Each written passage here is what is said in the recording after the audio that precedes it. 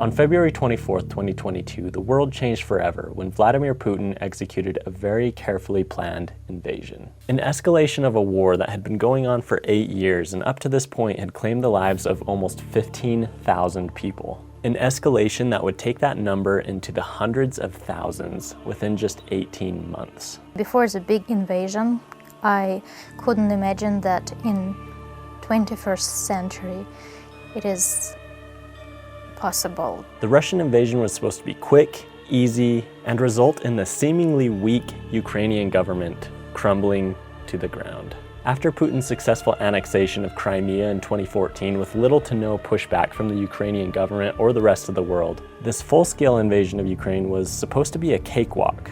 This is the story of what went wrong for Putin. Putin was born in 1957 in the city of Leningrad, Soviet Union, now St. Petersburg, Russia. In a very condensed version of a borderline miraculous rise to power, Putin worked for the KGB up until the collapse of the Soviet Union. Putin was smart. He could see that this was a monumental regime change, and he could use this opportunity to gain wealth and power. So he finds himself in control of a bunch of different state assets. He becomes head of the Committee for External Relations in Leningrad. He's brand new in this position and he sees his first big opportunity. Now, we don't know all the details around this first power grab. Essentially, he permitted the export of a bunch of metals valued at $93 million in exchange for food aid that never arrived. It's safe to assume that this was Putin's first big move that made him very rich. He used his connections, newfound money, and political prowess to continually gain more money and power over the next couple decades. In 1996, he moves to Moscow and starts managing foreign assets and property, and the transfer of them from the Soviet Union to the Russian Federation. Perfect for a guy who just misplaced $93 million of metal. In 1997, he's appointed by Boris Yeltsin, the president of Russia at the time, to be the deputy chief of the presidential staff. That same year, he defends his dissertation on economics, which was later found to be plagiarized. No big surprise here. Following a few more appointments in government roles, Putin becomes the head of the FSB in 1998. The FSB is the primary successor to the KGB in the Soviet Union. Essentially, this communist spy becomes a politician, misplaces tons of assets, becomes filthy rich, very well connected, has promotion after promotion, and finds himself as the head of the country's most secretive and powerful organization, the CIA equivalent of the Russian Federation. Then Putin was elected prime minister. Then, in 1999, Yeltsin resigned, Putin was president, and his way of operating was clear from the start. Putin finds himself as the acting president of the country. From here, he then wins 2 consecutive terms as president and then helps his prime minister become president in 2008, while they work hard to rewrite their laws and constitution to allow Putin to become the head of state again. And in 2012, Putin wins a sham election, this time for a 6-year term, with more potential terms to follow. At this point, people within the Russian government are terrified of this man. Any legitimate political opponents are either locked up or have accidents, and every year new laws and legislation are introduced to give Putin more control and more power over the Russian people. Putin truly established himself as a dictator who has control over the largest nuclear arsenal in the world. A dictator that has slowly been bringing back the glory days of the Soviet Union. Putin was always a very strong patriot and supporter of the Soviet Union. The fact that it had collapsed and lost the Cold War was, in his eyes, a very great national embarrassment. Everything glorious about the Soviet Union was now broken or dissolved. Not that he pines for a return of communism, but he dreams of restoring Russian glory. So taking the reins of a shattered country, Putin gets to work reforming and rebuilding. And also the lack of genuine opposition, because his critics either have been in exile or dead or are facing prosecution. He solidifies himself as the eternal leader of Russia. Even his chief spy is terrified to say anything wrong to him. В противном случае вы предлагаете начать переговорный процесс? Нет, я... Или признавать суверенитет их. А я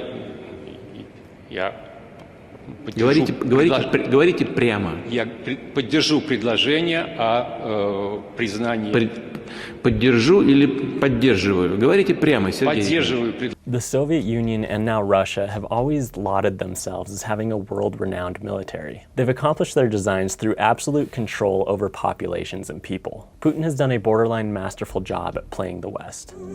I found it to be very straightforward and trustworthy. I was able to get a sense of his soul. I wouldn't have invited him to my ranch if I didn't trust him. I'm aware of the extraordinary work that you've done on behalf of the Russian people. He says great things about me. I'm going to say great things about him. He's been a leader far more than our president has been a leader. He's not going into Ukraine, okay? Just so you understand. He's not going to go into Ukraine. It is a paradox that Russia is very united against Western world. And Western world is absolutely not united against Russia and dictator regime. If Western world were more united and more clear about what side they on, Russia would stop. Russia would stop it even in 2014 if the World Organization said, no, this is not gonna work. He successfully invaded Georgia in 2008, and then in 2014 invades Ukraine and annexes Crimea with little to no response from anyone in the West. In 2014 it was complete shock for Ukrainians because it was hard to believe that somebody just came and took part of your country and the world just let it happen. In terms of military hardware, Russia dwarfs Ukraine in every aspect, with military spending at $61 billion compared to Ukraine's $5.9 billion. Active military personnel is 900,000 compared to Ukraine's 361,000. Russia has over 17,000 infantry fighting vehicles. Ukraine has just over 1,000. Russia has over 17,000 main battle tanks. Ukraine has just 368. Russia has almost 6,000 nuclear bombs. Ukraine obviously has 0. The list goes on and on.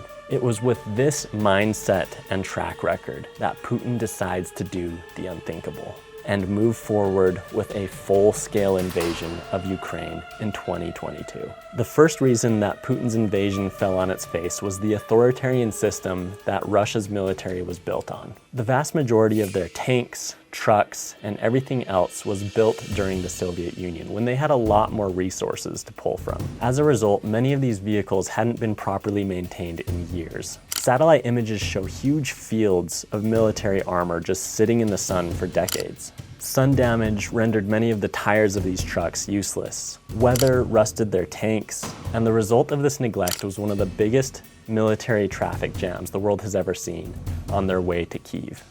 Kiev this morning is staring down the barrel of a Russian assault column that's reportedly up to 40 miles long.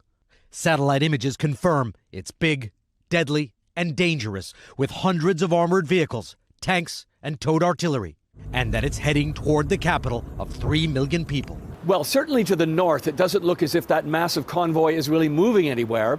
A lot of analysts think it's now stuck in the mud and it may be practically useless. Whole convoys were left as sitting ducks in long rows as Ukrainians were given more time to gather a proper defense and then lay waste to these soldiers who sat stranded. I think that Ukraine is quickly becoming a quagmire for Russia. They're losing tons of material and people. Tons of resources are going into the war in Ukraine with very little benefit to them, I think you could argue. The culture of Russia's military has taken a very steep nosedive since the collapse of the Soviet Union. This is something that Putin was likely aware of to a certain degree, since he was no stranger to the pros and cons of an authoritarian system. Here in the West, the media is rewarded for discovering scandals, sometimes to such a large degree that scandals are created out of thin air just for the purpose of getting views and making money. The positive side is that if something as big of a deal as the US military being lazy was an issue, many organizations and people would be rewarded for bringing that to light. In order for Putin to gain full control over his country, he had to fight against free speech and free press. This has two main effects. One being Putin becomes more powerful and has less challengers. And two, the people no longer have any incentive to shed light on potential scandals, like a lazy military. Or rather, the consequences of doing so far outweigh the potential benefits. For this reason, Ukrainian intelligence reported during the military buildup right before the invasion that they saw large groups of poorly trained, drunk soldiers, often more preoccupied with selling anything they could get their hands on, including Russian military equipment, just to be able to pay for more alcohol. They made note that the Russian military didn't have the necessary engineers to maintain their tanks, and the soldiers in general were much less equipped than Russia would have liked the world to believe. US Army General John J. Pershing famously said in World War I, "Infantry wins battles, logistics wins wars." Logistics are probably one of the most boring aspects of any war, but the importance of good logistics cannot be overstated. One of the most shocking revelations about Russia's military came during the invasion, when the world learned that Russia has terrible military logistics. Due to poor planning, terrible strategy, and awkward defense throughout their supply lines, it was soon estimated that Russia only had the ability to invade 90 to 100 miles beyond their borders without having severe limitations. This, in contrast to the US military, could not be more different. Undisputed as the biggest and most professional military in the world, the United States military's secret sauce could at least in large part be attributed to insanely well-planned logistics. This is why the US military has the ability to invade any country in the world with relatively short notice and planning,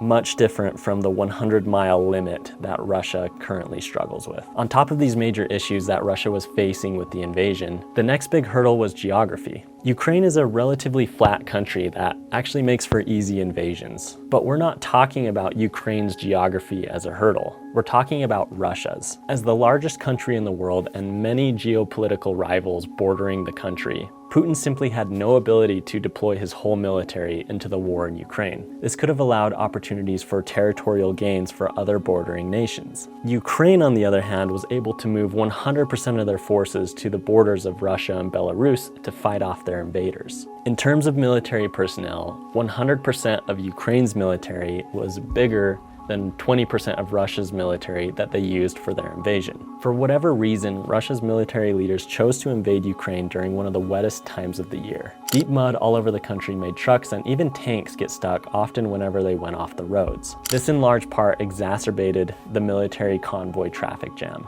This could be chalked up to bad luck, but my guess is that much like his censor of his top FSB director, Putin was also putting pressure on his top military commanders to just commence the invasion. With his power solidified, Putin was now surrounded by yes men, who eventually decided that it would be better to just move forward with the invasion, rather than put a potential target on their backs from their dictator if they fought the decision. All countries have a big incentive to talk up their military and their country's ability to defend themselves. Nobody wants to mess with the guy who can destroy you. Putin had done this on numerous occasions. After the initial invasion of Ukraine, the world saw for the first time just how weak the Russian military was. Even my own cousin, serving in the army, said that after the invasion of Ukraine, they stopped doing military exercises to counter a potential invasion from Russia because it became such a non-factor. Putin had done such a good job at tricking the world into thinking that Russia had a world-class military that even US intelligence estimated that the invasion of Ukraine would be quick and result in the crumbling of Ukraine. Fortunately,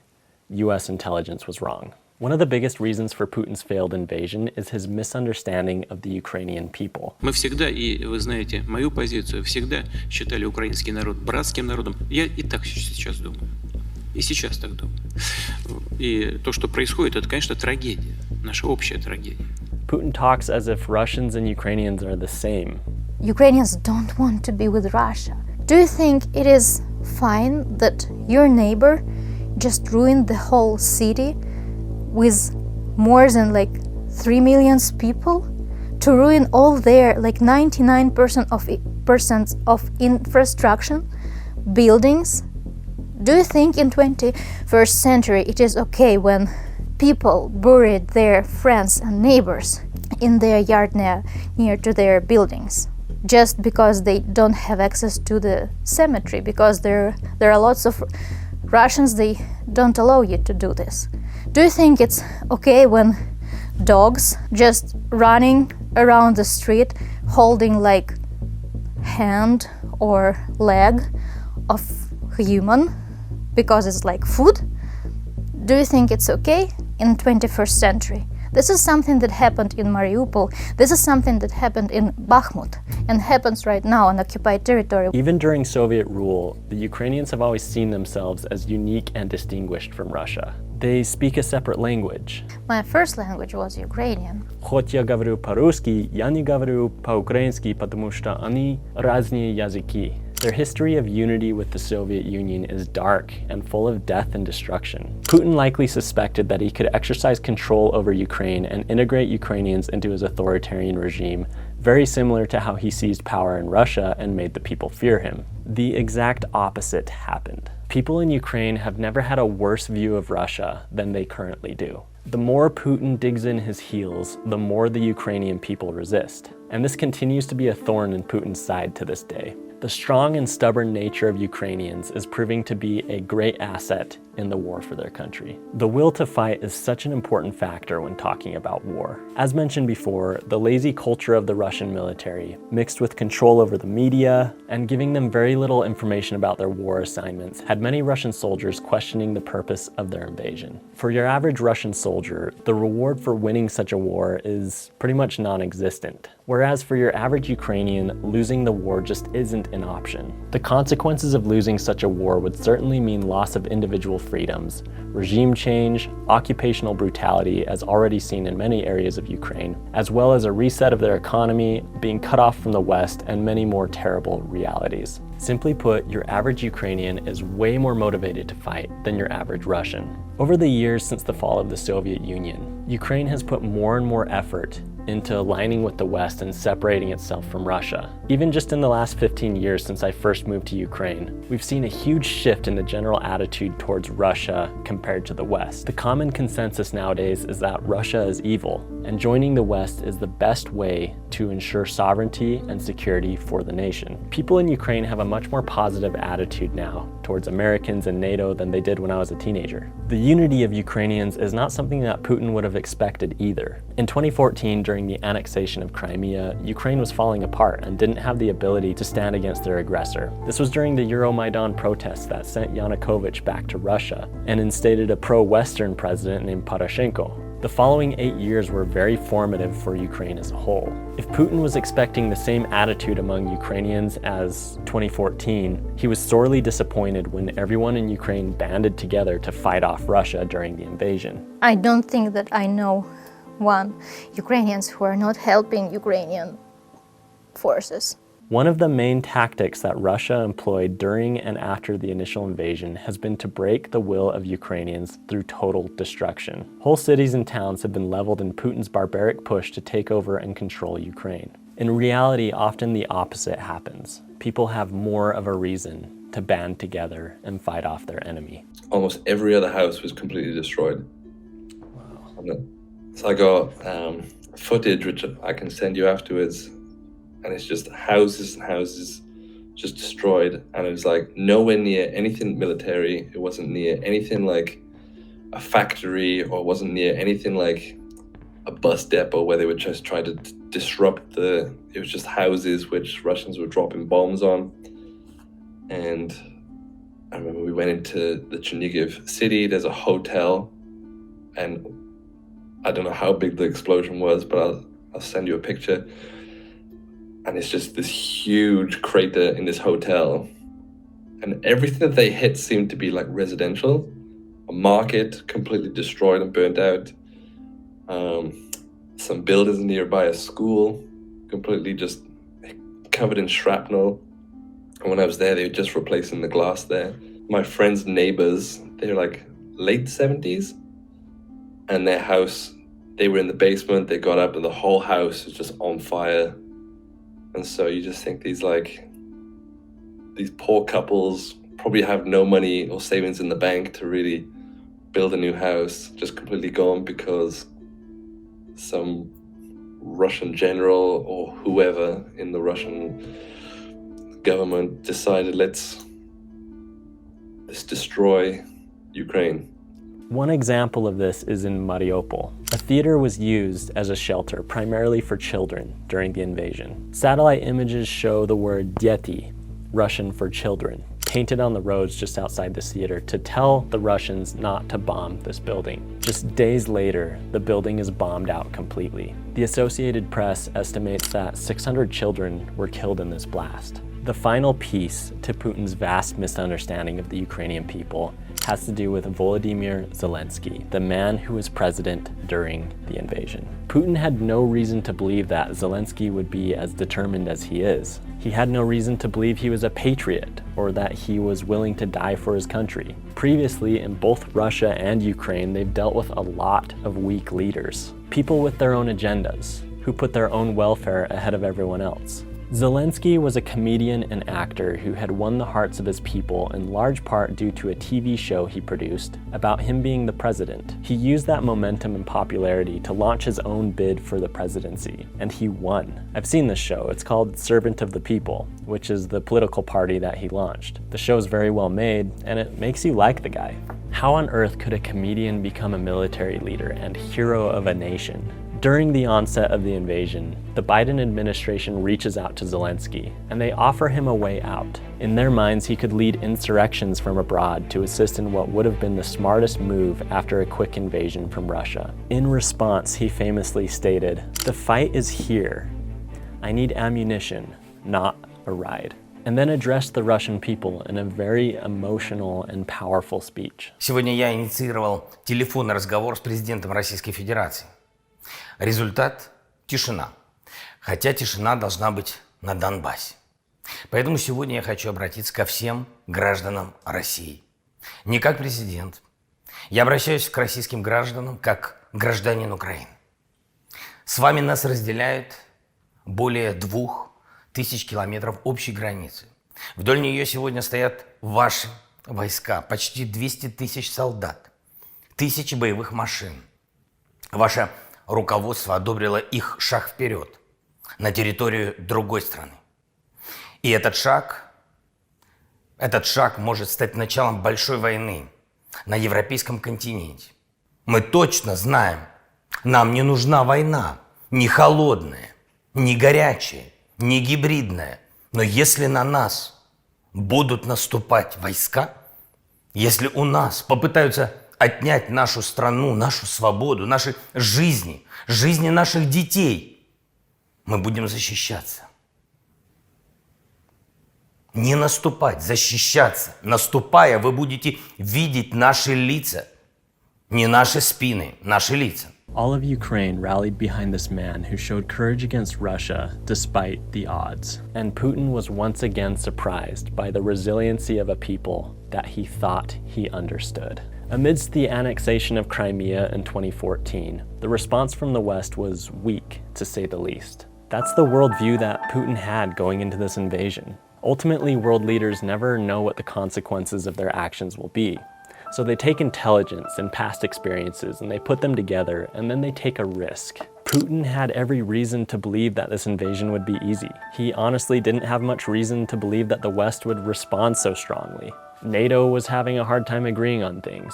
The US had just gone through a divisive election. Biden, for some reason, assured Russia and the rest of the world that the US would not send troops into Ukraine if Russia invaded. Ukraine was seemingly weak, and it felt like the right time for Putin to take action. The reality was very different from what Putin imagined. The common narrative that the West clung on to was, if we let Russia take Ukraine, then China will take Taiwan. More intense sanctions were put on Russia than have ever been imposed in the past. Russia was cut off from the SWIFT banking system. Efforts were put in place around the world to stop buying Russian gas. The country cut itself off from the world. The West began to pour resources and military aid into Ukraine. There's this whole Wikipedia article all about the aid that Ukraine has received from different countries and organizations. It's pretty fascinating to read, and the list just goes on and on. Putin claimed that one of the main reasons for the war was to stop NATO expansion. One of the direct results of the war is that Finland has now been accepted into NATO, giving Russia a new 800-mile border with their geopolitical adversary, as well as Sweden now working on the process of joining. Only 4 days after the invasion, Ukraine applied for admission into the European Union, and it's expected to join in the near future due to an expedited process as a result of the war in Ukraine. While the European Union is not a military alliance, It marks a very drastic step away from the Russian sphere of influence, showing that the Ukrainian people do not consider themselves as Russians, and that the European Union has plans to integrate the economy into the West. And finally, because of the war with Russia, NATO is granting Ukraine an expedited membership into the world's strongest military alliance the world has ever seen. Thus, Putin finds himself causing the exact thing that he has been trying to prevent. I think Ukraine is content to fight till the bitter end. Russia's not winning a lot of territory. It's become, like I think I mentioned this before, it's becoming a quagmire. They're spending tons of resources. It's unsustainable. I wouldn't be shocked if the war becomes unsustainable to a point that it collapses Russia economically and potentially politically. And to get there, I believe that Ukrainian allies have to continue to stand by Ukraine. It's tough, but we have to continue to supply them and to support their ability to defend themselves. And when Russia stops fighting, the war will be over. I hope that Ukraine will win. I mean, Ukrainians do all they can for this. Of course, we will be super damaged and we will have lots of work to do on our territory. We will deal with people with lots of traumas, physical and mental. And I think that after that, knowing Russia, Ukraine will rebuild in a kind of country like Israel, military country. I think after that we will start to prepare for any invasion. This is a conflict that hits very close to home for me. I lived in Ukraine for 5 years. Many Ukrainians accepted me as one of their own, taught me their language, hosted me, fed me, and in at least one instance saved my life with an emergency surgery after my appendix burst. There are a lot of ways that we can offer help and assistance to Ukraine. I'll link the US government website with verified sources and organizations to make donations to.